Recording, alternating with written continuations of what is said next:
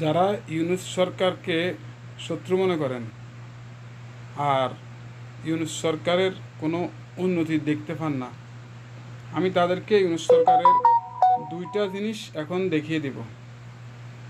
একটা জিনিস হচ্ছে কি, ইউনূস সরকার যে রিজার্ভটা এক বছরের মাথায় হাসিনা থুয়ে গেছিল $12 বিলিয়ন, আর সেটা এখন 30 বিলিয়ন ছাড়িয়ে গেছে। গত মাসেই 30 বিলিয়ন ছাড়িয়ে গেছে।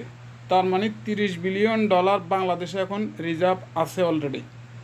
তো আপনারা মনে রাখেন, আগামীতে যে নির্বাচন হবে, নির্বাচিত সরকার আসলে যেই দলের আসুক না কেন, এক বছরের ভিতরে 18 বিলিয়ন আয় দেখাইতে পারে কিনা, $18 বিলিয়ন রিজার্ভ আরও বাড়তি দেখাইতে পারে কিনা, সেটাই একটা প্রশ্ন থাকলো।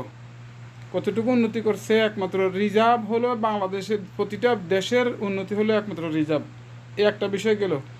দ্বিতীয় বিষয় হচ্ছে, এতদিন অনেকেই বলছে যে আমেরিকায় শুল্ক বাড়াইছে। ইউনূস সরকার কী করছে? বাংলাদেশের 37% আসছিল, কিন্তু ইন্ডিয়া কত চলতেছে বর্তমানে? 50%। ইউনূস সরকার কী করছে? আমেরিকার সাথে কথাবার্তা বলি মাত্র 20%-এর মধ্যে আনছে। তো ইন্ডিয়ার জন্য হয়েছে কত? 50%। বাংলাদেশের জন্য কত?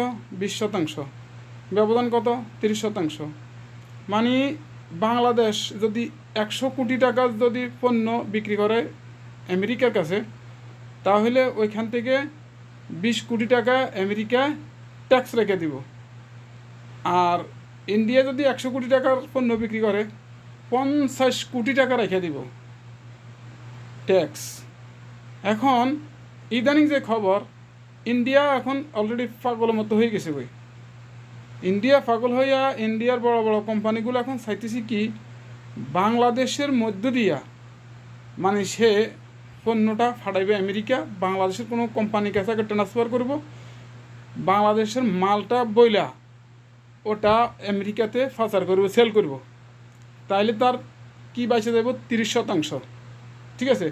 তো 30% বাইসে গেলে হয়তো বাংলাদেশের বলবো, আমি তোমার 10% দিয়ে দেবো বা 15% দিয়ে দেবো, তুমি আমার মালটা বিক্রি করে দাও।